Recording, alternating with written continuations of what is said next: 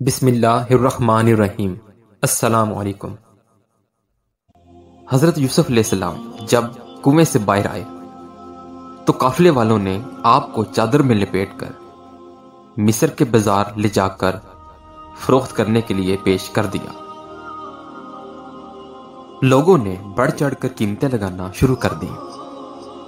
مصر کے بادشاہ کو یہ خبر ملی کہ بازار میں ایک بہت ہی حسین بچہ فروخت کیا جا رہا ہے۔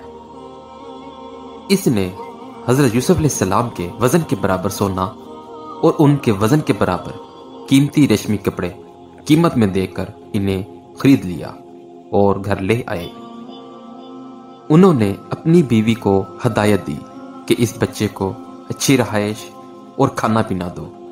حضرت یوسف علیہ السلام نے بادشاہ کے گھر میں طویل عرصے قیام کیا۔ ایک دن حضرت یوسف علیہ السلام پر بادشاہ کی بیوی نے الزام لگا دیا، جس کی پیدائش میں حضرت یوسف علیہ السلام کو جیل جانا پڑا۔ تقریباً 9 سال تک جیل میں رہے۔ اللہ تعالیٰ نے حضرت یوسف علیہ السلام کو کمال دانشمندی اور خوابوں کی تعمیر کا علم عطا فرمایا تھا، جس سے جیل کے حکام اور قیدی بخوبی واقف تھے۔ ایک دن بادشاہ نے پریشان کن خواب دیکھا۔ فکر ہوئی کہ پتہ نہیں اس خواب کا کیا مطلب ہے۔ بادشاہ کو حضرت یوسف علیہ السلام کے بارے میں یہ بات کسی نے بتائی تھی کہ وہ خوابوں کی تعمیر کا علم جانتے ہیں۔ بادشاہ نے حضرت یوسف علیہ السلام کو جیل سے رہا کروایا اور اپنے سامنے طلب کر کے خواب بتایا۔ بادشاہ کے اس خواب کی تعبیر حضرت یوسف علیہ السلام نے یہ بتائی کہ اگلے 7 سال تک ملک میں قحط رہے گا، اناج اور غلہ ختم ہو جائے گا اور تمہاری حکومت بھی ختم ہو جائے گی۔ بادشاہ یہ بات سن کر پریشان ہو گیا۔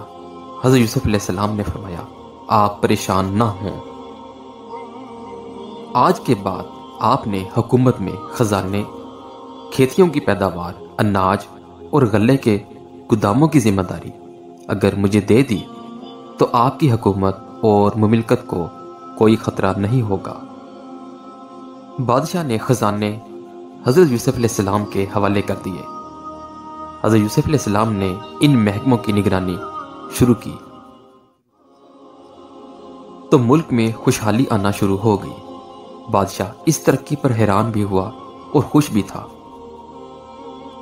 بادشاہ نے ایک دن اپنے دربار میں جشن کا اہتمام کیا اور حضرت یوسف علیہ السلام کے سر پر تاج رکھ کر مجلس میں بٹھایا اور پوری حکومت کی تمام تر ذمہ داریاں ان کے سپرد کر کے خود گوشہ نشین ہو گیا۔ حضرت یوسف علیہ السلام کی اس معاشی ترقی، غلے اور اناج کی فراوانی کی خبریں مصر سے باہر دیگر ممالک میں پھیلنے لگی۔ یہ اطلاعات شام میں حضرت یعقوب علیہ السلام تک بھی پہنچی۔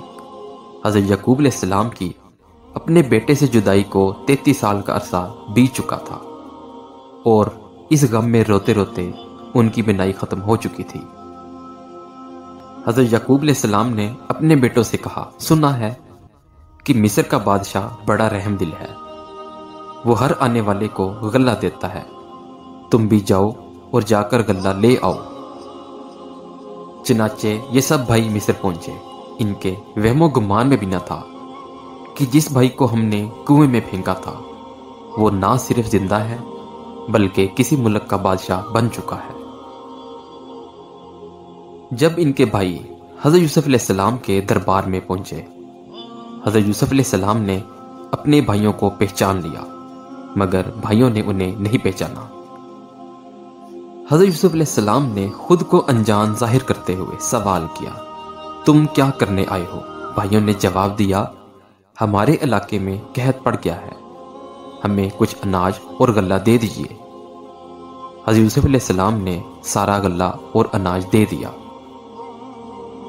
باتوں باتوں میں حضرت یوسف علیہ السلام نے اپنے بھائیوں کے سامنے راز فشاں کرنے کا فیصلہ کیا اور کہنے لگے، تمہیں وہ زمانہ یاد ہے کہ تم نے اپنے بھائی یوسف کے ساتھ کیا معاملہ کیا تھا؟